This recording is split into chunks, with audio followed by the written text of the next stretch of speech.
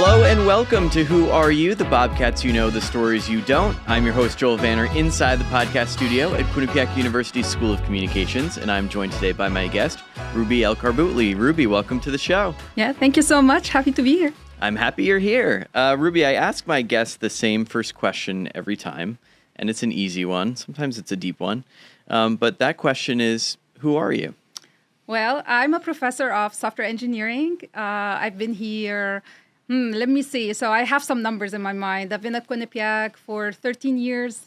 I've been at the U.S. for 26 years. I've been in the U.S. for 23 years, so the number 3 again. And and I've been a consultant too, a software and now senior consultant at Connecticut Center of Advanced Technology for Advanced Technology, CCAT, for almost 3 years. So number 3 is like, that's your lucky number. I guess so. Yeah. I love the number 3 too. And we'll unpack all of that experience in this show today. But I want to get started with talking about you and where your interest in software engineering came from. You mentioned you came with numbers, and I hear that math and science was an area of interest for you growing up. So tell us about Ruby growing up. Where are we? Yeah, absolutely. So since I was very young, I think maybe I had the genes because my dad is a geologist too. And growing up, when I was really young, I want to say second grade or something, the conversation you used to have is explaining gravity or talking about physics or the stars or... Those are big conversations. I know, yeah. And I still remember many of these conversations and how that was very inspiring for me growing up.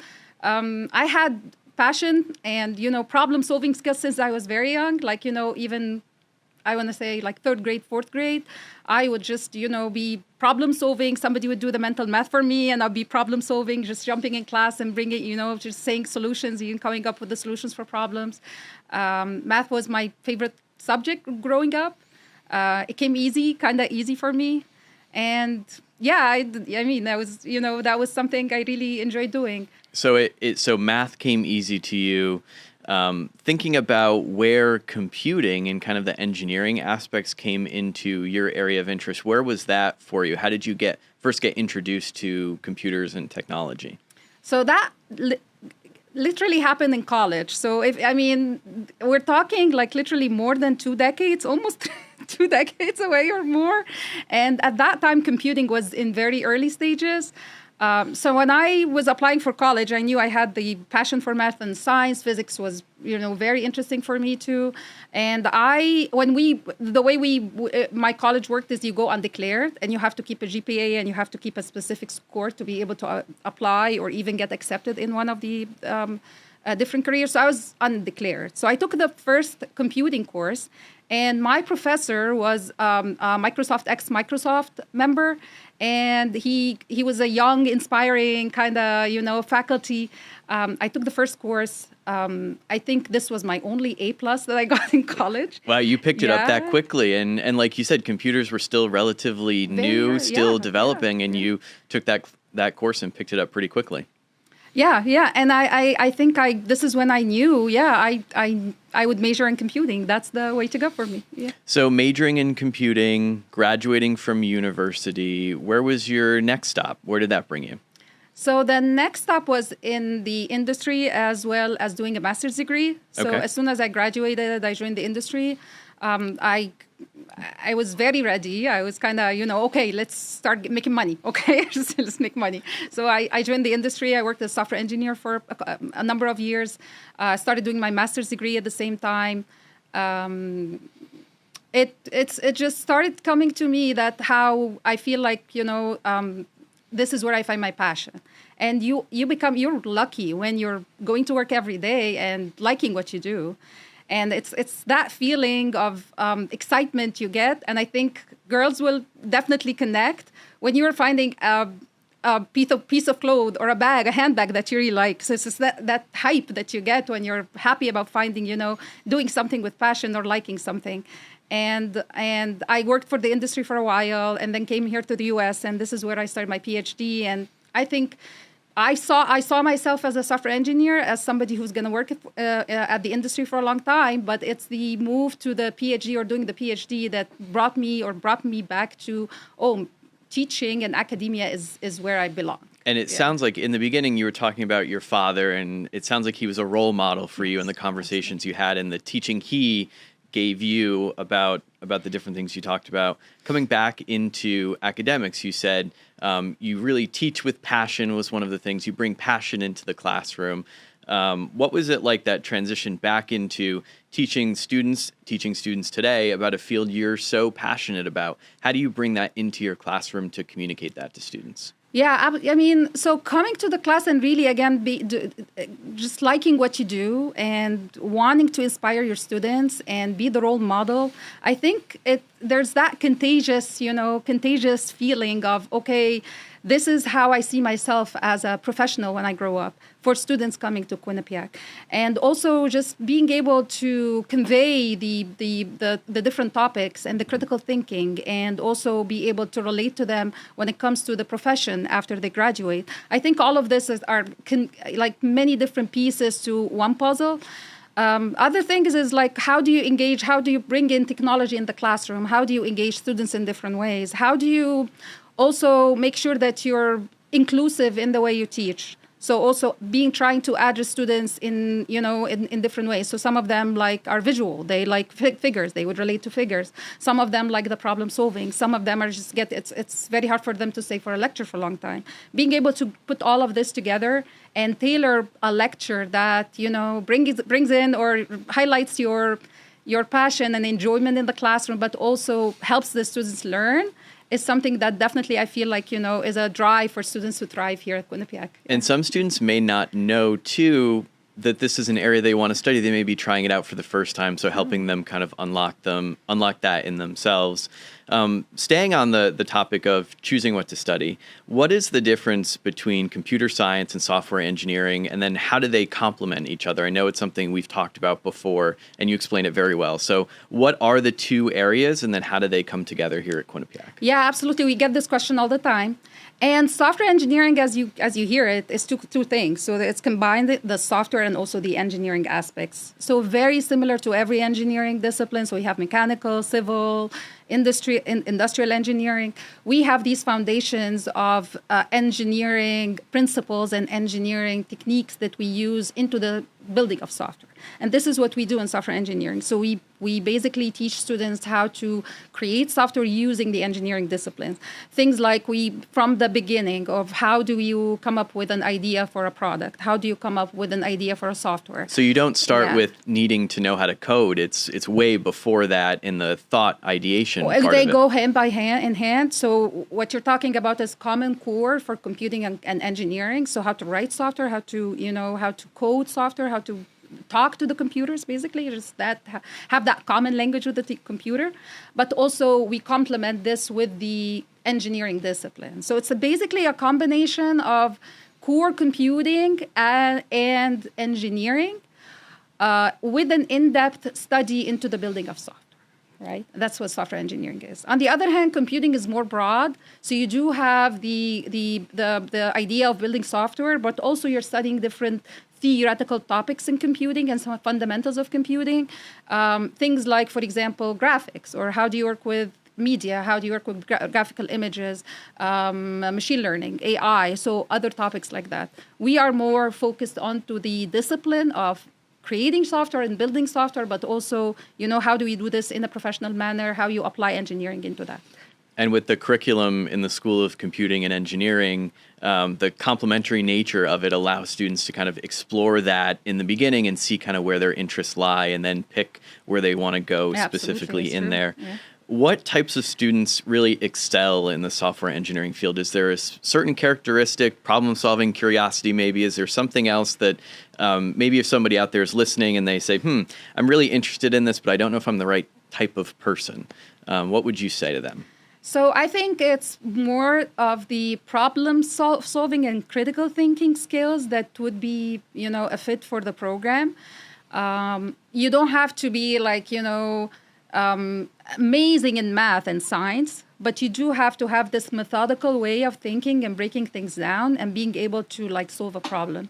And actually, this is one of the reasons that we ask students to take, or both programs have a number of math courses, because they give you the ability to think methodically and again being able to break a problem and solve a problem from start to end. And these methods and techniques that we apply to be able to do the problem solving. So that's a huge skill that helps you in the career. So walk me through a student's journey in software engineering. Where do they start and how do they progress through the program? Okay, so students starting in software engineering and computer science, we have that sense of community as they come in. So they take the same courses in the first year and the second year. And these courses basically focus on fundamentals, basics of computing, writing code in different languages, a couple of different languages. Also, it's a preparation for the courses they're going to take in the next year. And many of these courses are mobile app development, web app development, so full stack, front and end. Also, AI courses that they're going to take in the future. So we want to make sure that they get that solid foundation, being able to basically talk to the computer, write code, being understanding of the different quality of the code they write, like, understanding performance, understanding algorithms, deep understanding of these data structures. So all of these are areas that they need to understand or know before we move into the more exciting topics coming up. You mentioned artificial intelligence. It's a big thing. It's becoming a big thing, and understanding it is a separate conversation. But how are students learning and kind of co-creating with AI in software engineering courses? How have you seen students embrace that, and how have you brought it in the classroom too? Yeah, absolutely. So we specifically, when we talk about late sophomore and junior year, when the students are more comfortable with the coding, this is when they're more using the AI tools in the classroom. Maybe things like Copilot. So, for example, helping them write code. Also, bringing in code and critiquing code created by the AI. That's very important. Testing their code using AI. So, building testing cases using the AI. So, there's a lot as a software engineer that you do day to day using the AI, which helps you enhance what you're doing, but also gives you the chance to complement and help the AI bring in the best practices, okay? So it's, as much as we don't make the students rely on the AI, we want to make sure that they can use that strength, be able to be equipped with, using AI in the classroom, but also after they graduate.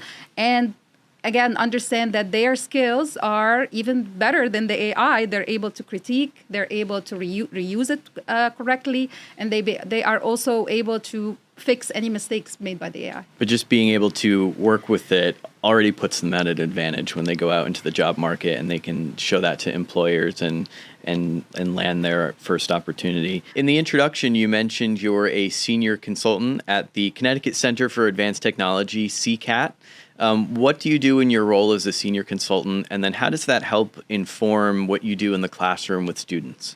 Yeah, absolutely. So CCAT is basically a research company. Is more of a research facility that helps manufacturing in Connecticut, and especially small size manufacturing. Use more advancements, like, for example, my role is using machine learning and also AI to basically predict and make sure that the production of parts in these different facilities is going the right way, creating something what we call autonomous cell, or implementing Industry 4.0 practices.